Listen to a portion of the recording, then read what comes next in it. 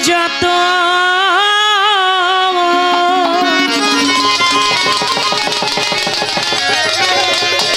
মনের জ্বালা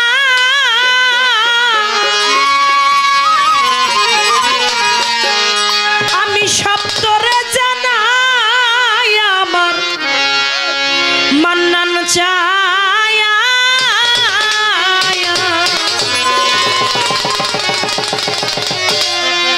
তুমি ছাড়াই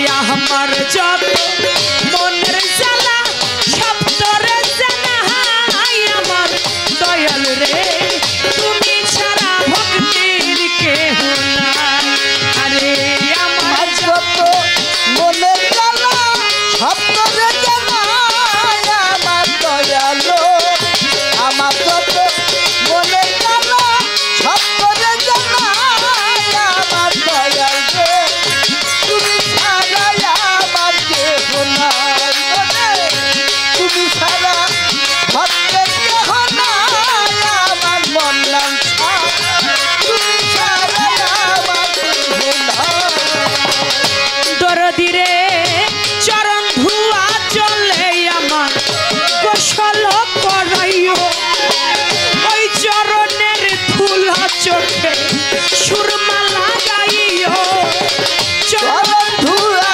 চলে আমার গোসল করাইও ওই চরণের ধুলাই চোখে সুরমাতে লাগাবো চরণ ধুলা চলে আমার চরণ ধুয়া চলে ফুলচান বাজান গোসল করাইও চিহ্নছা ওই চরণের ধুলা চোখে সুরমা লাগাইও আমার বৈরা বই নামের গান শুনাইও দয়াল নামের বৈরা বরি নামের গান শুনাইও তোরি কারো ভাই আমার দয়াল রে তুমি ছাড়াই আমার কেহ বাজান তুমি ছাড়া আমার কেহ নাই আমার মান্নান চাই তুমি ছাড়া আমার কেহ নাই আমার সত্য মনে জ্বালা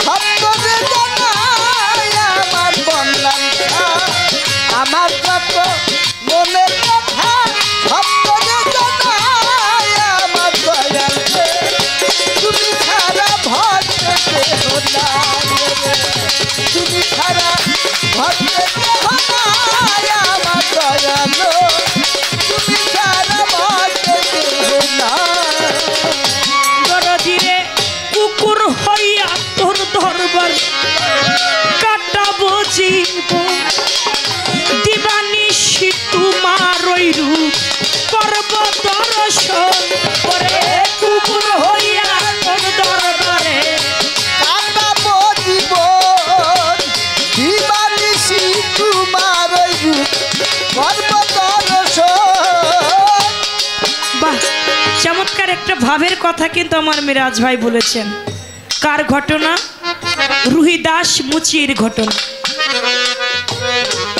ভক্ত ছিল রুহিদাস মুচি যার ভক্তিতে স্বয়ং খুশি আমার গানটার মধ্যে বলেছে কুকুর হইয়া তোর দরবারে কাটাবো জীবন দিবানিশি তোমার ওই রূপ করবো দর্শন একটা লেখক যখন গান লেখে গীতিকার যখন গান লেখে প্রত্যেকটা গানের একটা ভাব নিয়েই তিনি লেখে আপনারা ঝিটকা শরীর দয়াল বাবা ইয়ার আলম শাহর নাম শুনেছেন না ইয়ার আলম শাহ বাবার একজন ভক্ত ছিল যার নাম ছিল আজিজ দেওয়ান আজিজ ওই আজিজ তিনি ছিল প্রথমে বড় একজন কাঙাল এমনই কাঙাল ছিল দিন আনতো দিন খাইতো দেখা গেল একদিন আজিজ মনে মনে চিন্তা করতেছে কতদিন হয় আমার দয়াল বাড়ি যাই না আমার দয়ালকে দেখি না আজকে আমি আমার মুর্শিদের দরবারে যাব তা দেওয়ান আজিজ তার আবার মাছ ধরার খুব একটা নেশা ছিল তিনি মনে মনে চিন্তা করে আজকে আমি নদীতে নামবো আজকে যদি আমি একটা মাছ পাই ওই মাছটা নিয়েই আমি আমার ইয়ার আলমের দরবারে যাব।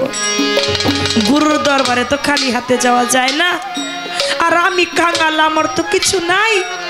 আমি ওই মাছটা পাইলে আমার দয়ালের বাড়িতে আমি নিয়ে যাব।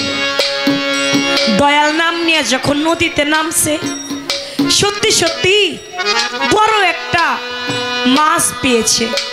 ওই বল মাছটাকে সঙ্গে নিয়ে দয়াল বাড়িতে গেছে। যাইয়া গুরু মায়ের সঙ্গে দেখা। দেখবেন বাবা, মা বিনে সন্তানের দরদ কেউ বুঝে না। আজিজের মুখটা দেখা মাত্রই বলে, আজিজ রে বাবা, তোর মুখটা এত শুকনা কেন রে বাবা, তুই কি কিছু খাস নাই? দেখবেন কোনো মা যদি সন্তানের মুখ দেখে, মুখ যদি যতই ভরা থাকুক না কেন, মায়ের কাছে লাগে যেন আমার সন্তান শুকাই গেছে। কয় কি রে বাবা, তুই কিছু খাস নাই, তোর মুখ এত শুকনা কেন? কয় মা, সত্যি কথা বলবো, আজকে 3 দিন হয় আমি আজিজ কিচ্ছু খাই নাই। কয় কেন খাস নাই? কয় আজকে 3 দিন ধরে কেন জানি আমার বারে বারে ইচ্ছা জাগে আমি আমার ইয়ার আলমের মুখটা একবার দেখব। মা, আমার তো কিচ্ছু নাই। দয়ালের নাম নিয়ে আজকে নদীতে নামছি, নামা মাত্রই একটা মাছ পেয়েছি। আমি এই মাছটাকে মা আপনি রান্না করলে আমি দয়ালকে সঙ্গে নিয়ে আপনাকে নিয়ে আমি খাবো, এই জন্য আমি 3 দিন ধরে কিছু খাই নাই। বলে আজিজ রে, ঠিক আছে, তুই আমার পাশে বয়, আমি রান্না করি, তুই আমার পাশে বসে থাক। গুরুমা রান্না করতেছে, এদিকে দয়াল ইয়ার আলম মনে মনে চিন্তা করে, দূর থেকে আইসাই দেখি তো আমার আজিজ খালি আমার বাড়িতে যাওয়া আসা করে, ও কতটা ভক্ততে পরিণত হয়েছে, ওর একটু পরীক্ষা করে দিই। দূর থেকে দয়াল, বাবা খারাপ লাগে আপনাদের? আমি জানি আপনাদের টাঙ্গাইলটাই ভাবের মানুষ, যেটা সব জায়গায় মিলে না। দূর থেকেই আজিজকে দেখেই বলতেছে, এই আজিজ, তুই আমার বউয়ের পাশে বৈশা কি করিস? আমি মায়ের পাশে বসে আছি, মা রান্না করতেছে, আমি দেখতেছি। বলে তুই কি আমার অনুমতি নিয়েছিস? বলে না। বলে তাহলে তুই আমার বউর পাশে কেন বসছিস? তুই আমার দরবার থেকে এই মুহূর্তে চলে যা। বলে বাবা, আমার অপরাধটা কি? বলে তুই আমার অনুমতি ছাড়া তুই আমার বউয়ের পাশে বসছিস, এটাই তোর অপরাধ, তুই আমার দরবার থেকে এই মুহূর্তে চলে যাবি। বলে দয়াল, আমি একটা বাক্য জানি, গুরুর আইন হচ্ছে ফরজে আইন। দয়াল যাহা আমাকে আদেশ করেছে আমি তাহাই পালন করব। 1 পা 2 পা করে যখন পিছন দিকে চলে যায়, ইয়ার আলমের স্ত্রী বলে, স্বামী আপনি আজিজকে তাড়িয়ে দিচ্ছেন, আজিজ 3 দিন হয় কিছু খায় না, ওর একটু কিছু খাওয়াইয়া বিদায় দিতেন। ডাক দিয়ে কয়, এই আজিজ, তুই নাকি 3 দিন হয় কিছু খাস নাই, তাই নে আয়, তরকারি তো রান্না হয় নাই, তো আমার ভাত রান্না হয়েছে, ভাতের একটু মার আছে, ফ্যান আছে, এই ফ্যানটুক তুই খায়া যা। একটা প্লেটের মধ্যে দিয়া যখন হাতের মধ্যে দিচ্ছে, মুর্শিদ নামটা নিয়ে একটা কুকুরের মতো বাবা ওই ফ্যানটাকে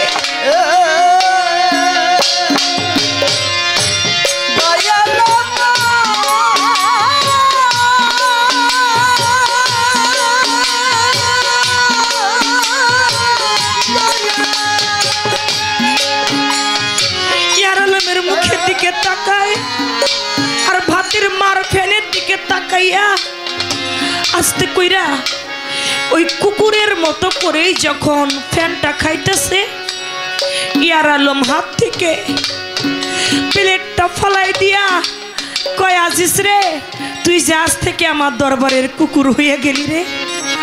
ওই আজিজ, আমি তোকে পরীক্ষা করে দেখলাম রে, তুই কেমন ভক্ত আমার হয়েছিস। যা, আমি তোকে দোয়া করে দিলাম, তুই হবি আল্লাহর ওলি, তোর বাড়িতে ওর সবে 7 দিন। দয়ালের দরবারে যদি কেউ কুকুর হইতে পারে, সেও আল্লাহর ওলি হইতে পারে। শুধু মুচি সুচি হয় না, ওলির দরবারে কুকুর হইলেও আল্লাহর ওলি হওয়া যায়। তাই বলেছে আমার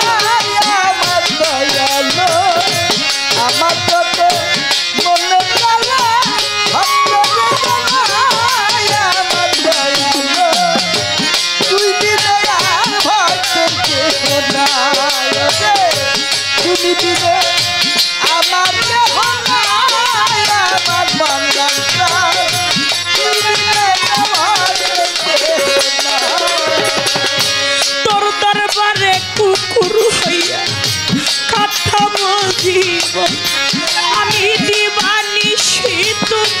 বৈরু করব দর্শন দরবারে কুকুর হইয়া কাটাবো জীবন দিবানিশি তোমার ওই রূপ করব দর্শন দরবারে কুকুর হইয়া কাটাবো জীবন দিবানিশি বৈরা বরিরু করব দর্শন আমার বুকটারে পাপস বানাইয়া চরণ মুছাইয়া আমার দয়াল রে বুকটারে পা বসবা নাইয়া চরণ মুছাইয়া আমার দয়ালো আমার বুকটারে পাপস বানাইয়া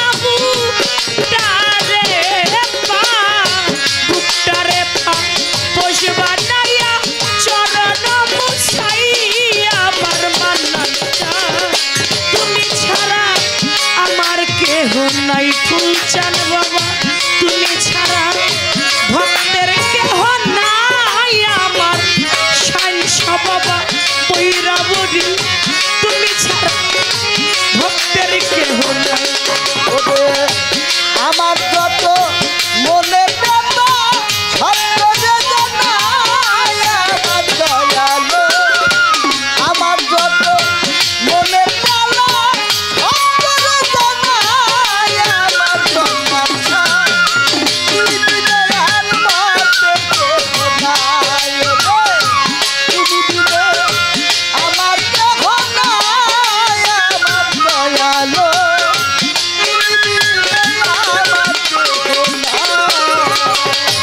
চাই না টাকা চাই না পয়সা চাই না জমিদারি একমাত্র ভরসা রে আমার মুর্শিদ দুর্গাপুরী চাই না টাকা চাই না পয়সা চাই না জমিদারি একমাত্র ভরসা আমার বাজার দুর্গাপুরী দরদি আমার দয়াল রে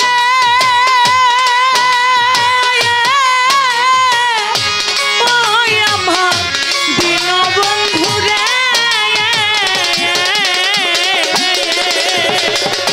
চাই না টাকা চাই না পয়সা চাই না জমিদারি একমাত্র ভরসা রে আমার দয়াল দুর্গাপুরী দয়াল সবদুল চাঁদের চরণ তলে আমুলের হয় ঠাই আমার রশিদ চাঁদ সবু কান্দের চরণ তলে আবুলের হঠাৎ আমার দয়ালো বৈরাবরীর চরণ তলে বৈরাবরীর রৌশন বাবার চরণ তলে চন্দ্রার হয় ঠাই আমার দয়াল রে তুমি ছাড়া আমার কেহ নাই বাজান তুমি ছাড়া আমার কেহ নাই আমার